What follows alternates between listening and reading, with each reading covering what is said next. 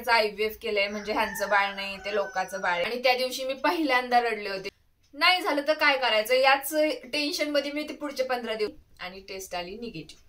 Reports तर normal आहेत, तुम्हाला नॉर्मली बेबी होऊ शकतो, मग कशाला घाई करता तुम्ही. प्रॉब्लेम काय आहे हेच डॉक्टरांना समजत नव्हतं. कारण रिपोर्ट एवढ्या औषधं, एवढ्या गोळ्या, एवढी इंजेक्शन सगळं 2-3 डॉक्टरांना तुम्ही दाखवून बघा आणि त्यानंतर ठरवा क्या चाहिए तुम्हें, लड़का या लड़की. आणि मी म्हटलं की कुछ भी हो, मुझे कुछ भी चले. हॅलो, कसे आहात सगळे, मजेत ना. तर आजचा हा व्हिडिओ खूप रिक्वेस्टेड व्हिडिओ आहे. खूप जणांनी मला कमेंट केले होते की तुझ्या प्रेग्नेन्सी जर्नी विषयी आमच्यासोबत शेअर कर. आणि खूप जणांचं असंही म्हणणं होतं की IVF ट्रीटमेंट विषयी आम्हाला सांगा. तर फक्त IVF विषयी मी किती गोष्टी तुमच्यासोबत शेअर करणार. तर आजच्या या व्हिडिओमध्ये माझी प्रेग्नेन्सी स्ट्रगल जर्नी जी आहे ना ती तुमच्यासोबत शेअर करते. तर सुरुवात झाली 2014 साली. म्हणजे त्या वर्षी माझं लग्न झालं आणि लग्न झालं की आपल्या सगळ्यांचं ठरलेलंच असतं की 1 वर्ष 2 वर्ष आपल्याला बेबी नको. आमचं सुद्धा तेच प्लॅनिंग झालं होतं. पण 6 महिने गेलं की आमचं फुस. लगेच मला वाटायला लागलं की नाही बाळ पाहिजे मला. आणि तिथून पुढेच आमचं प्लॅनिंग सुरू झालं बाळासाठीचं. तिथून पुढे 6 महिने आम्ही प्रयत्न केले पण काही झालं नाही आणि लगेच आम्ही ट्रीटमेंट सुद्धा सुरू केली. तर इंदापूरमध्ये जे कोणते फेमस डॉक्टर होते त्यांच्याकडे आम्ही आमची ट्रीटमेंट सुरू केली. सुरुवातीला त्यांनी फक्त गोळ्या औषधं दिले, त्यावरती 2-3 महिने बघितलं. त्यानंतर IUI झालं. ते 7-8 महिने ट्रीटमेंट माझी कंप्लीट झाल्यानंतर डॉक्टर म्हणाले की आता आपण लॅप्रोस्कोपी करूया आणि त्यामध्ये चेक करूया की काही प्रॉब्लेम आहे की काय. म्हटलं ठीक आहे करूया. तर लॅप्रोस्कोपी झाली आणि त्यानंतर डॉक्टर मला म्हणाले की तुमच्या ज्या ट्यूब असतात, ज्या अंडाशयाकडे जाणाऱ्या ट्यूब असतात त्या ब्लॉक आहेत, आता त्यासाठी ऑपरेशन करावं लागेल. मग माझं असं आहे की मी खूप जास्त चौकशी करत नाही किंवा कुणावरती अविश्वास दाखवत नाही.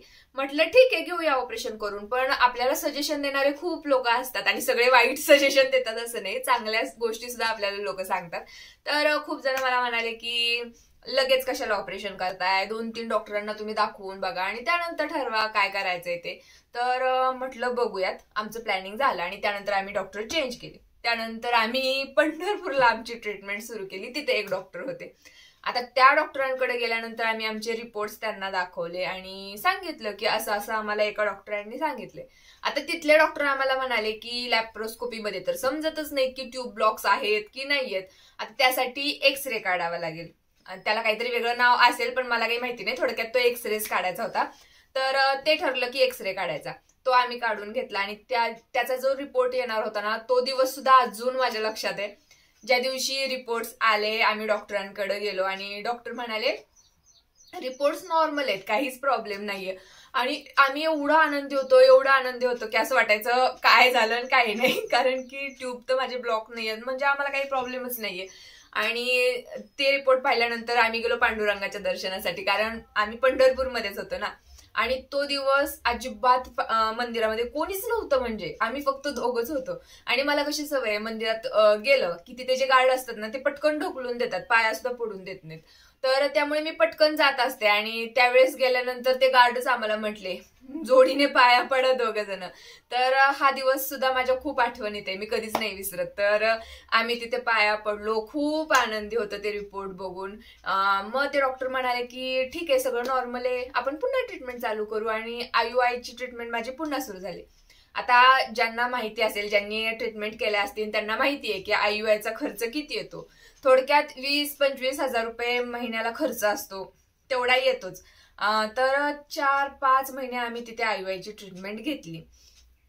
आणि 2-3 महिने ट्रीटमेंट घेतली ना त्यानंतरच मला असं वाटायला लागलं. म्हणजे तो जो दवाखाना होता ना तिथे IVF सेंटर होता. आणि मी माझ्या मिस्टरांना म्हटलं सुद्धा की आपण डायरेक्ट IVFच केलं तर. कारण मला वाटायचं आता महिन्याला एवढा खर्च तर आपण करतोच आहे, मग IVF केलं तर एकदाच खर्च होईल पण आपल्याला बाळ तर होऊन जाईल असं मला वाटायचं. माझ्या मिस्टरांना मी म्हटलं पण त्यांनी नाही ऐकलं. 4-5 महिने आम्ही तिथे सुद्धा ट्रीटमेंट घेतली आणि त्यानंतर आम्ही ट्रीटमेंटच बंद केली. तुम्हाला माहितीये लग्नाआधी ना मी कधी आजारी नसायचे. म्हणजे दवाखानाच मला कसला माहिती नव्हता. पण जेव्हापासून मी ही प्रेग्नेन्सी ट्रीटमेंट सुरू केली ना एवढ्या औषधं, एवढ्या गोळ्या, एवढी इंजेक्शन सगळं माझ्या मागे सुरू झालं होतं. 7-7, 8-8 गोळ्या मी दिवसाला खायचे. तर तिथे आम्ही 5-6 महिने केली असेल ट्रीटमेंट. त्यानंतर आम्ही बंद केली. म्हणजे असं होतं ना की थोडे दिवस केल्यानंतर आपल्याला कंटाळाच येतो की नको बाबा आता बास झालं. पहिला इंदापूरचा दवाखाना केला, तो आम्ही जवळपास वर्षभर दवाखाना केला असेल. त्यानंतर पंढरपूरचा दवाखाना केला, तो आम्ही 5-6 महिने केला. त्यानंतर गॅप घेतला. आता लग्नाला झाले असतील जवळपास आमच्या 3 वर्ष तरी झालेच असतील मला वाटतं. तर काही दिवस गॅप घेतल्यानंतर मीच असं सर्च केलं की IVF सेंटर कुठे कुठे आहेत, कारण की माझ्या डोक्यात होतं की मला IVF करायचंय, कारण असा तर खर्च करण्यात काय अर्थ नाही, त्यामुळे म्हटलं करून घेऊया. तर एक बारामतीचे डॉक्टर मी सर्च केले की हे या ठिकाणी जायचं. मग आम्ही तिथे गेलो. डॉक्टरांना मी म्हटलं की मला IVF करायचंय.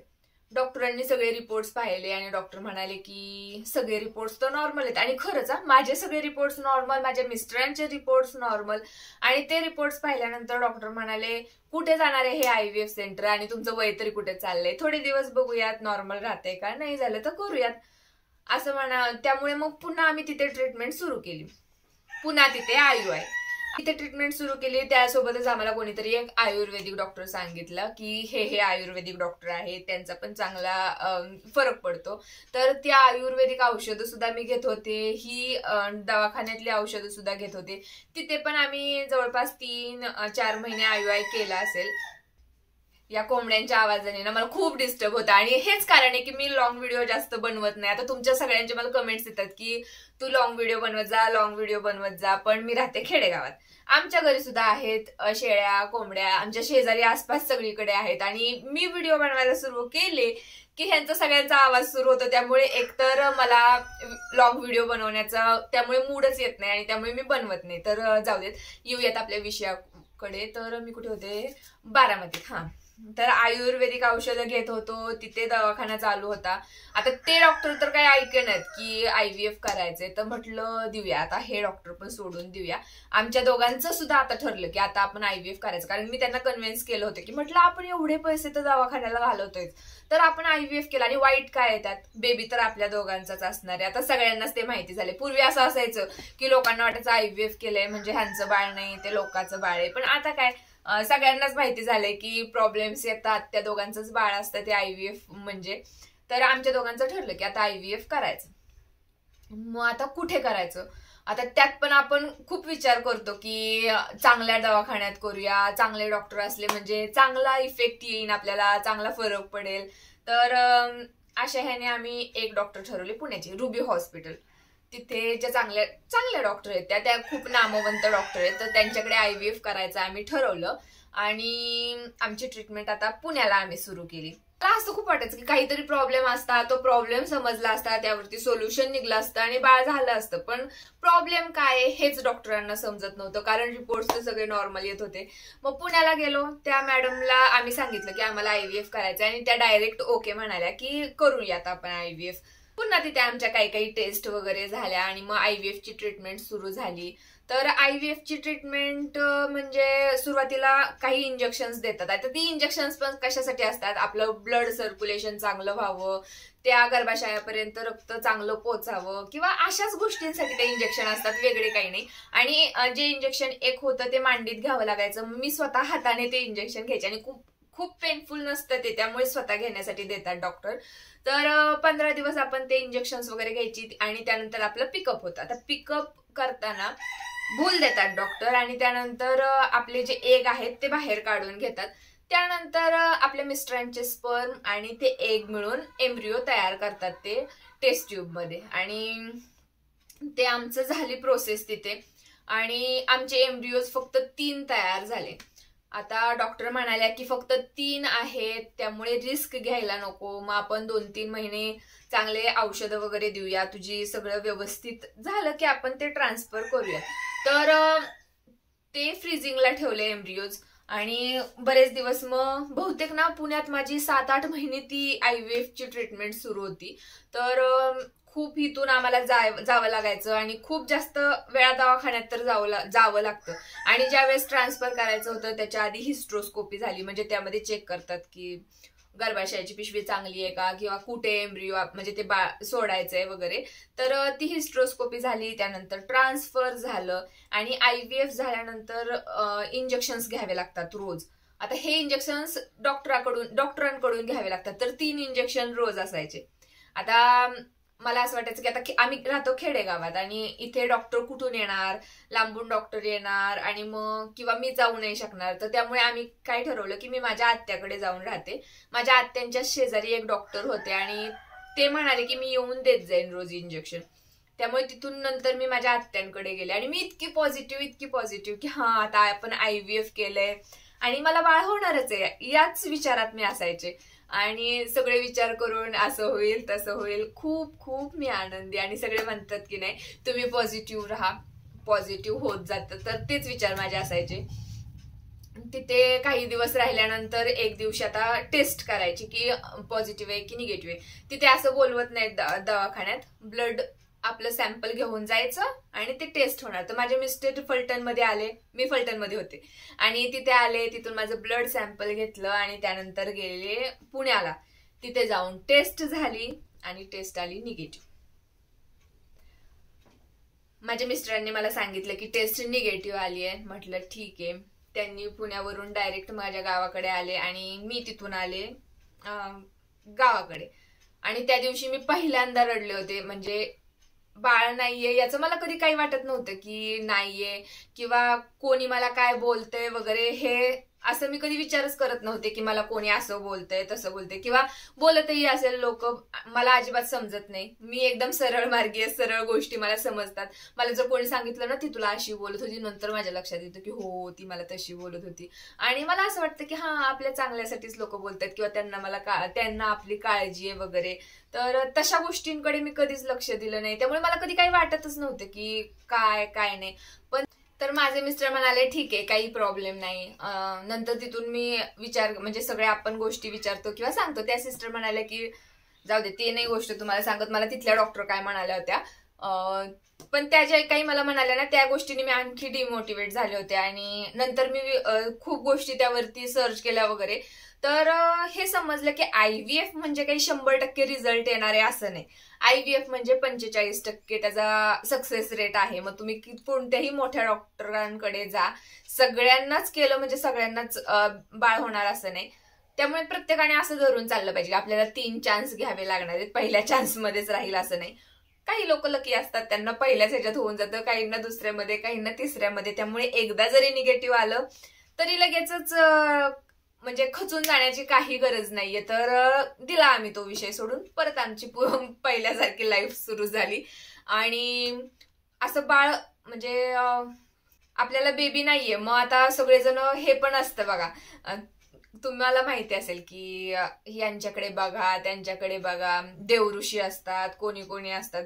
आणि माझा या गोष्टींवर अजिबात विश्वास नाहीये. आणि या गोष्टीवरून ना आमच्या नवरा बायकोची खूप भांडणं व्हायची सुरुवातीला. कारण माझ्या सासूबाई असायच्या, त्यांनी कुठेतरी बघितलेलं असायचं किंवा कोणीतरी सांगितलेलं असायचं की इथे जा तिथे जा, त्यांचा फरक पडतो वगैरे. तर आम्ही जायचो.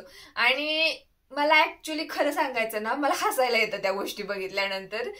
ते जे काही सांगतात जे काही करतात ना, मला हसायलाच येतं. आणि त्या गोष्टींवरती आम्ही तिथून बाहेर आल्यानंतर मी एवढी हसायचे की माझ्या मिस्टरांची माझी भांडणं व्हायची की त्यांचा विश्वास होता त्या गोष्टींवरती. आणि त्यानंतर मग आमचं व्हायचं की असं त्यांनी एक म्हणायचं मी दुसरं म्हणायचं. आणि माझा देवावरती विश्वास आहे, खूप विश्वास आहे, देवावरती विश्वास ठेवते मी, पण अशा गोष्टींवरती नाही. आणि काही वर्ष गेल्यानंतर माझ्या मिस्टरांच्या पण ते लक्षात आलं आणि त्यांनी सुद्धा आता त्यांच्यावरती विश्वास ठेवणं सोडून दिलंय. आमच्या दोघांची मतं आता सेम झालेली आहेत. तर ह्या गोष्टी सुद्धा खूप केल्या आम्ही, इकडे जा तिकडे जा, इकडे वाऱ्या घाला, हे करा. तर ते झालं. पुण्याचं एक IVF फेल झालं. त्यानंतर आम्ही काही दिवस गॅपच घेतला. आता गॅप घेतला त्यानंतर पुन्हा माझ्या डोक्यात आलं की आता IVF करायचं, आता आणखी एक चान्स घेऊयात म्हटलं. आता पुण्याला जायचं म्हटलं की खूप लांब आहे, खूप फेऱ्या घालाव्या लागतात. त्यामुळे आम्ही यावेळेस ठरवलं की आता नको पुण्याला जायला, बारामतीमध्ये आपण IVF करूया. कारण त्यावेळेस इंदापूरमध्ये अवेलेबलच नव्हतं ते, त्यामुळे आम्ही बारामतीला. मग हे डॉक्टर आहेत ना, ते आम्हाला आधी सुद्धा खूप जणांनी सजेस्ट केले होते जिथे आम्ही केलं IVF.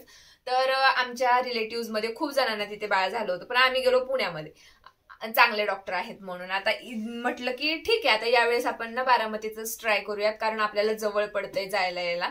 या गोष्टीने आम्ही इथे ट्रीटमेंट सुरू केली. त्या डॉक्टरांकडे गेलो, डॉक्टरांना सांगितलं की आम्ही एक IVF केलंय, फेल गेलंय. त्यांनी आमचे सगळे रिपोर्ट्स वगैरे पाहिले. ते डॉक्टर सुद्धा आम्हाला पुन्हा म्हणाले की सगळे रिपोर्ट्स तर नॉर्मल आहेत, तुम्हाला नॉर्मली बेबी होऊ शकतो, मग कशाला घाई करता तुम्ही, बघूयात आपण थोडे दिवस. झालं. मी ठरवलेलं होतं की मला IVFच करायचंय, पण आपले मिस्टर त्यांनी नाही ऐकलं. त्यांना वाटलं की ठीक आहे, डॉक्टर म्हणतायत म्हटल्यावर होऊ शकतं ना, तू कशाला घाई करते. पुन्हा आमची आईची ट्रीटमेंट तिथे सुरू झाली. 3-4 महिने आम्ही ती ट्रीटमेंट घेतली आणि त्यावेळेस आला कोविड. नंतर झालं लॉकडाऊन, त्यामुळे सगळेजण घरी. आपण तिथे पुन्हा माझी ट्रीटमेंट बंद पडली. आणि ज्यावेळेस ते सगळं सुरू व्हायला लागले ना गोष्टी, घरातून लोक बाहेर वगैरे पडायला लागले, मग त्यावेळेस मी पुन्हा ह्यांना म्हटलं की चला आता आपण जाऊन डॉक्टरांना डायरेक्ट म्हणायचं. असं मी घरूनच कन्व्हिन्स केलं होतं त्यांना की आता गेल्यानंतर डॉक्टरांना म्हणायचं की आम्हाला IVFच करायचंय. आणि गेलो, डॉक्टरांना सांगितलं मला IVF करायचंय. डॉक्टर म्हणाले ओके करूयात. मग तिथे बॅचेसमध्ये असतं की ह्या महिन्यातली बॅच, त्या महिन्यातली बॅच. तर आमची बॅच सुरू झाली. आम्ही ना 7 जणी होतो, बरोबर आमच्या 7 जणींची ट्रीटमेंट सुरू झाली होती. आणि IVF ट्रीटमेंटला खूप खर्च, म्हणजे ना 1 ते 1.5 लाखाच्या आसपास बहुतेक ती IVF ची फीज होती. IVF करण्यासाठी खूप खर्च येत नाही असं दवाखान्यात गेल्यानंतर डॉक्टर म्हणतात नाही खूप खर्च नाहीये, कारण की फी तर डॉक्टरांची तेवढीच असते 1-1.5 लाख. पण खर्च कशाला येतो, ज्यावेळेस आपण सक्सेसफुल होतो आपला IVF, त्यानंतर आपल्याला जे औषधं सुरू होतात ना त्याचा खर्च खूप जास्त आहे. कारण 25 ते 30 हजाराची औषधं 15 दिवसाला दिली जातात. तर त्यामुळे IVFचा खर्च खूप जास्त होतो. तर आमची IVF ट्रीटमेंट सुरू झाली. सुरुवातीला इंजेक्शन्स देतात ते घेण्यासाठी. तर 15 दिवस 15 दिवस काय असेल ते आपल्या पिरियड्सच्या सायकलनुसार आपल्याला बोलवतात. त्यानंतर ते काही इंजेक्शन्स वगैरे आपण घ्यायचे असतात, ते चांगले आपली अंडी तयार होण्यासाठी. त्यानंतर होतं आपलं पिकअप. आणि पिकअप जे होतं म्हणजे जे अंडी काढून घेतात ना आपल्या गर्भाशयातली, जे कुठं असतात ती, तर त्यासाठी आपल्याला भूल देतात. भूल देऊन ती प्रोसेस होते. त्यानंतर आपल्या मिस्टरांचे स्पर्म घेतले जातात आणि त्यांचं एम्ब्रिओ तयार करतात, बाळ तयार करतात ते टेस्ट ट्यूब मध्ये. आणि इथे असं नव्हतं की ते ठेवून देणार आणि त्यानंतर तुमचं नंतर ट्रान्सफर होणार वगैरे. या ठिकाणी माझं ज्या महिन्यात पिकअप झालं त्याच महिन्यामध्ये ट्रान्सफर सुद्धा होतं. तर 4 दिवस बहुतेक गॅप पडला असेल पिकअप नंतर, आणि त्यानंतर लगेच ट्रान्सफर झालं. तर ट्रान्सफर करताना सुद्धा भूल वगैरे काही नसते, डायरेक्टली ते ट्रान्सफर करून टाकतात. ज्या दिवशी बोलवतात त्याच दिवशी आपल्याला घरी सुद्धा सोडून देतात. दुपारपर्यंत थांबवून घेतलं त्यांनी, त्यानंतर घरी सोडलं. ज्या दिवशी ट्रान्सफर झालं येताना माझी एक उलटी झाली. आता छोट्या छोट्या गोष्टी असतात पण त्याची सुद्धा आपल्याला खूप भीती वाटते की अरे असं झालं, आता याच्यामुळे काय होईल, या सगळ्या गोष्टी. तर आलो घरी आणि मला कसं सांगितलं होतं डॉक्टरांनी, खाली बसायचं नाही, जेवण करायचंय खुर्चीवर करायचं, बेडवरून खाली बसायचं नाही, म्हणजे खाली बसायचंच नाही असं सांगितलं होतं. सगळं उभा राहून किंवा खुर्चीवरती बेडवरती बसून सगळं करायचं. आता यावेळेस मी माझ्या मम्मीच्याच घरी राहिले होते, कारण माझा मावस भाऊ आहे ना डॉक्टर आहे, तुम्हाला माहिती असेल आता. तर समोरच तो राहत होता आणि तो तिथे होता, त्यामुळे माझे जे इंजेक्शन्स आहेत ते मी त्याच्याकडून घेऊ शकत होते, त्यामुळे मी मम्मीच्या घरीच राहिले. ज्या दिवशी टेस्ट करायची होती आमची प्रेग्नेन्सी टेस्ट, त्या दिवशी आम्ही 2 जण मिळून हॉस्पिटलमध्ये गेलो. बरोबर कोणी नव्हतं, आम्ही 2घेच गेलो होतो. सकाळी गेलो, ब्लड सॅम्पल दिलो आणि एवढं टेन्शन की आता काय होणार. सगळ्याजणी आम्ही ना म्हणजे ज्यांचे टेस्ट केलेल्या सगळ्याजणी एकाच रूम मध्ये होतो. आणि मधूनच एक सिस्टर आल्या. रिपोर्ट सिस्टरांपाशी आधी येतात, त्यांना कळत असेल पण ते कशाला आपल्याला सांगतात, आपल्याला डॉक्टर सांगणार ना. सिस्टर आतमध्ये आल्या आणि एका लेडीजला म्हटलं की तुम्ही माने का, त्या म्हणल्या नाही. दुसऱ्या लेडीजला म्हणाल्या तुम्ही माने का, त्या म्हटल्या नाही. मग मी म्हटलं की मी माने म्हणून. तर त्यावेळेस मला थोडासा असं अंदाज आलेला की ही अशी का विचारतीये माने कोण. तर हे असं झालं होतं. आणि असतात ना असे काही, म्हणजे हा सुद्धा दिवस असा होता की मी विसरू नाही शकत. म्हणजे आठवड्यातून एकदा तरी मला तो दिवस आठवतो आणि आठवल्यानंतर मी आनंदी होते की हा असं झालं होतं तसं झालं होतं. तर नंतर काय झालं, मला सगळ्यात पहिल्यांदा बोलवलं. एक दुसरी लेडीज होती, तिला त्या हॉस्पिटलचा अनुभव असेल, तर ती म्हणाली की आता तुम्हाला पहिल्यांदा बोलवले ना, तुम्हाला काही टेन्शन नाही, तुमचा पॉझिटिव्हच असणार आहे. तरी सुद्धा धाकधूक काय होईल काय सांगतील. आणि हो, अजून एक गोष्ट तुम्हाला सांगायची राहिली. असं म्हणतात ना की तुम्ही पॉझिटिव्ह असाल तर पॉझिटिव्ह होतं वगैरे. आता पहिल्या वेळेस IVF केलं त्यावेळेस मी खूप पॉझिटिव्ह होते की हा मला बेबी होणार. पण दुसऱ्या वेळेस म्हणजे मी सुरुवात केली ट्रीटमेंट त्यावेळेस मी एकदम पॉझिटिव्ह होते. पण ज्यावेळेस माझं ट्रान्सफर झालं ना, तिथून पुढे माझे इतके निगेटिव्ह विचार डोक्यामध्ये यायला लागले की आता ट्रान्सफर केले, आता यावेळेस जर माझा रिपोर्ट पॉझिटिव्ह नाही आला तर काय करायचं, मग यावेळेस पण नाही झालं तर. आणि ठीक आहे की मला एक डॉक्टर एक काहीतरी बोलली होती त्यामुळे मला जास्तच टेन्शन होतं त्या गोष्टीचं. नाही झालं तर काय करायचं याच टेन्शन मध्ये मी ते पुढचे 15 दिवस होते की आता काय करायचं, आता काय करायचं, नाही झालं तर काय करायचं. एवढे दिवस तर मी आनंदी आहे, पण शेवटी झालं. तो दिवस आला, रिपोर्ट आम्हाला मिळणार होता. आम्ही 2 जण गेलेलो, आम्ही टेन्शन मध्ये होतो. आता आम्हाला आतमध्ये बोलवलं आणि डॉक्टर म्हणाल्या की तुमचा रिपोर्ट पॉझिटिव्ह आहे. आता एवढा आनंदी आम्हाला तिथं वेगळंच आनंद. आणि घरी नाही एवढे टेन्शन मध्ये सगळे, भैया माझा भैया, माझी मम्मी वगैरे ते मला कॉल करत होते काय झालं. आणि आम्ही हॉस्पिटलमध्ये होतो त्यामुळे आम्ही त्यांचा फोनच पिकअप करत नव्हतो. तर त्यामुळे ह्यांना टेन्शन की काय झालं असेल, रिपोर्ट निगेटिव्हच आला असेल बहुतेक, त्यामुळेच हे फोन उचलत नाहीयेत असं ह्यांना टेन्शन. तर बाहेर मी येऊन बसले, औषध वगैरे आणायची ह्यांची धावपळ, असा आम्ही खूप आनंदी होतो त्या दिवशी. आणि मग रिटर्न यायला लागलो ना, मग घरी फोन केला की हा रिपोर्ट पॉझिटिव्ह आलाय. आणि मग सगळेच हॅप्पी. आणि विश्वास तरी सगळ्या कुणाचा बसत नव्हता बरं का, की असं वाटायचं हा आता फायनल आहे ना, डॉक्टर म्हणलेत ना की आता काहीच प्रॉब्लेम नाहीये वगैरे, असेच विचार असायचे. आणि माझं सुद्धा मम्मीला मी सारखे असे म्हणायचे, म्हणजे ज्यावेळेस घरी आले तर मम्मी मला तर काहीच होत नाहीये, म्हणजे मला असं उलट्याने कोणत्याच म्हणजे काहीच जाणवत नव्हतं, जसं मी नॉर्मली आहे तसेच. फक्त मी खूप जास्त खायचे त्या टायमिंग मध्ये, मला भूक खूप लागायची. आणि मी मम्मीला म्हणायचे की मम्मी असेल ना, खरं असेल ना. तर असंच माझं चाललं होतं. महिनाभर मी आनंदी गेले. ज्यावेळेस 1.5 महिन्यात झाला असेल, 1.5 पावणे 2 महिने माझं ब्लडिंग झालं. आता पुन्हा टेन्शन की आता ब्लडिंग झालं म्हटल्यावर मला वाटलं संपलं. मी मम्मीवरती चिडचिड करायची की तू असं करती तसं करतीस वगैरे वगैरे. आम्ही गेलो हॉस्पिटलमध्ये, इंजेक्शन्स वगैरे माझा भैयाच द्यायचा मला. आता हॉस्पिटलमध्ये गेलो, थोडंच झालं होतं त्यावेळेस ब्लडिंग माझं. मग मला ऍडमिट करून घेतलं. त्यांनी सगळ्या सोनोग्राफी केली, सगळ्या टेस्ट वगैरे केल्या. डॉक्टर म्हणाले काही प्रॉब्लेम नाही, नॉर्मल आहे सगळं. आणि मग 2-3 दिवस मी ऍडमिट राहिले आणि मला सोडून दिलं. आता 15 दिवस चांगले गेले, त्यानंतर पुन्हा माझं ब्लडिंग व्हायला लागलं. आणि यावेळेस ना जास्त ब्लडिंग झालं. आणि माझा जो डॉक्टर भाऊ आहे तो सुद्धा आमच्या सोबत होता यावेळेस हॉस्पिटलमध्ये जाताना. आणि तो मला म्हणाला की तू टेन्शन घेऊ नको, काही प्रॉब्लेम नाही. जे तुला इंजेक्शन चालू आहेत ते रक्त पातळ व्हायचे इंजेक्शन आहेत आणि तो डोस तुला जास्त होतोय. आता मला जाणवतोय म्हटला की तुला तो डोस जास्त होतोय, पण मी कमी नाही करू शकत, डॉक्टरांनी तुला सांगितलंय तेवढा द्यायला.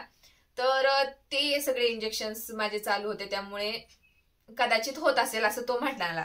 आम्ही दवाखान्यात गेलो ऍडमिट. आणि यावेळेस ना मला वाटायचं की आता काही नाही खरं, कारण खूप जास्त माझं म्हणजे जरा जास्त ब्लडिंग झालं होतं. ऍडमिट झालो. दुसऱ्या दिवशी सोनोग्राफी केली. मी तर अशी त्या सोनोग्राफी मध्ये बघत होते की मला काय दिसतंय का. तर होतं, बेबी होता, सगळं व्यवस्थित आहे म्हणाले. आणि मग त्यावेळेस ना माझे इंजेक्शन्स कमी केले डॉक्टरांनी. जे 3 इंजेक्शन सुरू होते तिन्हीच्या तिन्ही बंद केले. त्यामुळे काय झालं ना, माझा IVF ला खूप जास्त खर्च आला नाही, कारण ह्या इंजेक्शन्सचाच खर्च खूप जास्त असतो. आणि पहिले 3 महिने किंवा 2.5 महिने गेले की माझे सगळे इंजेक्शन्स बंद झाले. तिथून पुढे मला फक्त टॅबलेट्स सुरू होत्या. तर असं झाला. तिथून पुढे इंजेक्शन्स बंद केले, त्यानंतर माझा सगळा प्रॉब्लेम बंदच झाला. तिथून पुढे माझी प्रेग्नेन्सी एकदम व्यवस्थित सुरू, जर्नी चांगलीच झाली. 4 महिने झाले की बहुतेक 4 महिने झाले असतील. तिथून पुढे मला असं जाणवायला लागलं की बाळ हालतंय वगैरे. तिथून पुढे मग मी एकदम आनंदी की हा आहे. मग तिथून पुढे मला जाणवायला लागलं ना आहे बाळ माझ्या पोटामध्ये. तर असं झालं. 3 महिने मी माझ्या मम्मीकडे राहिले, 3-3.5 महिने. आणि त्यानंतर मी सासरी आले माझ्या. आणि ती पण गंमत सांगते तुम्हाला. गाडीवरती माझे मिस्टर आले होते. मला कंटाळा आला होता तिथं राहायचा, कारण की आपल्याला इथे राहायची सवय लागलेली असते आता, त्यामुळे नको वाटतं. मग माझ्या मिस्टरांसोबत मी घरी आले. आणि मी घरी आलेली बघून मला सासूबाईंनी काही विचारलं नाही, पण त्या खूप टेन्शन मध्ये की हे का घरी आले असतील. आणि ते सगळे जेवायला बसले. मी तर जेवण करून आले होते आणि त्यांना जेवण सुद्धा गेलं नाही. काय झालं असेल, ही घरी का आली असेल, असं तसं. मग नंतर मला विचारलं का काय झालं. म्हटलं काही नाही झालं, मला तिथे करमना म्हणून मी आले इकडे. तर असं झालं. आणि त्यानंतर मी इकडे राहायला लागले. आणि ना दुसऱ्या त्यावेळेस ही सुरू झाली होती कोविडची.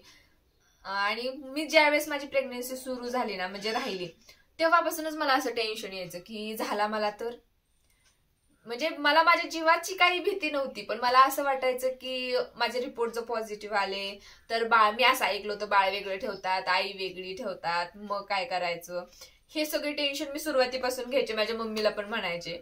आणि IVF असलं की ज्यावेळेस तुमची म्हणजे डिलेव्हरी आहे ते डॉक्टर आधीच सांगतात की ह्या दिवशी करायची आहे आणि सिझर करतात. तर आमची एक डेट ठरली की ह्या दिवशी आता सिझर करायचंय आणि त्याच्या आधी चेकअपसाठी बोलवतात, टेस्ट करण्यासाठी बोलवतात. गेलो आम्ही, 9वा महिना होता माझा, म्हणजे 9वा होता, म्हणजे 9 पूर्ण झाले नव्हते, 9 पूर्ण झाले नव्हते, 9वा महिना होता. आणि टेस्ट करण्यासाठी आम्ही गेलो आणि कोविडची टेस्ट केली. 2 टेस्ट करतात. पहिला रिपोर्ट त्याच दिवशी येणार होता, निगेटिव्ह आला, आणि दुसरा रिपोर्ट बहुतेक 2-3 दिवसांनी येतो. आणि आम्ही आलो होतो घरी. त्यानंतर 2-3 दिवसांनी, आणि ना ते रिपोर्ट सुद्धा असं नाही की आपल्याला डायरेक्ट सांगायचे, आधी ग्रामपंचायतीत यायचं की तुमच्या इथे ह्याला वगैरे असं असं. तर ग्रामपंचायतीत आला माझा रिपोर्ट. आता तो रिपोर्ट आला पॉझिटिव्ह. आम्हाला माहिती होण्याआधी सगळ्या गावाला समजलं की हिला आहे म्हणून. आणि नंतर मग ह्या माझ्या मिस्टरांना फोन आला की असं असं, आणि मग मी तर खूप रडायला लागले त्यावेळेस की आता काय होणार. मला माहिती की मला काय नाही होणार, पण डिलेव्हरीचं कसं होणार हे मला टेन्शन, की आता कसं होणार. मग त्यावेळेस माझा भाऊ आला माझ्यापाशी आणि त्याने मला समजावलं की काही नाही होत, असं तसं तसं. मग थोडीशी मी रिलॅक्स झाले की तो येऊन गेल्यानंतर. आणि मी क्वारंटाईन मध्ये पण असं नाही की मी एकटीच मला ठेवलं होतं, माझे मिस्टर माझ्या बरोबरच होते आणि सासूबाई पण यायच्या. आणि सगळ्यांना टेन्शन आलंच असणार, आता 9वा महिना आहे आणि त्यामध्ये रिपोर्ट पॉझिटिव्ह. पण मी पॉझिटिव्हच विचार करत होते, मी तो विचारच केला नाही असं तसं तसं. काही थोड्या दिवसांनी माझा रिपोर्ट निगेटिव्ह आला. त्यानंतर मग ठरलं की आता डिलिव्हरी करायची म्हणून. आणि डिलेव्हरीचा तो दिवस, तो पण आपण आयुष्यात कधीच विसरत नाही. ही माझ्या लग्नाला ना 6.5 वर्ष झाले होते ज्यावेळेस मी प्रेग्नेंट राहिले, मला रिपोर्ट पॉझिटिव्ह आला. आणि तिथून पुढे 9 महिन्याने मला हा बेबी झाला, म्हणजे 7 वर्ष पूर्ण झाले होते माझ्या लग्नाला. आणि त्यानंतर मला अभि झालाय. तर माझा स्वभाव असा खूप जास्त बोलका नाहीये, मी कुणाला जास्त बोलत नाही. मी हॉस्पिटलमध्ये माझी डिलिव्हरी सुरू होते, सगळ्या डॉक्टरांचं चाललेलं होतं, चेहऱ्यावरती आपल्या पट्टी ठेवतात आणि मग ते सिझर चालू. त्यांनी मला सांगितलं नाही काय झालंय, मी त्यांना विचारलं नाही काय झालंय. आणि त्या डॉक्टर मला म्हटल्या की क्या चाहिए तुम्हें, लड़का या लड़की. आणि मी म्हटलं की कुछ भी हो, मुझे कुछ भी चलेगा. तर ती मला म्हणाली की चल छुट्टी. तर त्यावेळेस असं त्या म्हणाल्या होत्या. आणि त्यानंतर मग मी ज्यावेळेस बाहेर आले ना, त्यावेळेस माझ्या मिस्टरांनी मला सांगितलं की मुलगा झालाय. आणि तो मी आधी बघितलेला छोटूसा असं मस्तपैकी त्यांनी गुंडाळून दिला होता. तर तो दिवस पण मी कधीच विसरत नाही, सारखा माझ्या डोळ्यासमोर असतो. आधी आज छोटासा आणून दिलेला आणि मी बेडवरती. तर अशी होती माझी प्रेग्नेन्सी स्ट्रगल जर्नी. त्यामुळे ना खूप जास्त विचार नाही करायचा आणि लोकांचा विचार तर अजिबात नाही करायचा की कोण काय म्हणेल, आणि लोकांसाठी आपल्या स्वतःसाठीच सगळा विचार करायचा. मी तर कधी कोणाचा काही विचार केला नाही. छानपैकी होतं सगळं. जेव्हा गोष्टी लिहिलेल्या असतात ना तेव्हाच त्या घडतात. त्यामुळे देवावरती विश्वास ठेवायचा आणि चालत राहायचं. तर अशीच होती माझी प्रेग्नेन्सी स्ट्रगल जर्नी. तर इथून पुढे तुम्हाला कोणकोणत्या टॉपिकवरती व्हिडिओ बघायला आवडतील मला कमेंट करून नक्की सांगा, आणि त्या टॉपिकवरती मी व्हिडिओ घेऊन येण्याचा नक्की प्रयत्न करेल. चला भेटूया पुढच्या ब्लॉग मध्ये, तोपर्यंत बाय.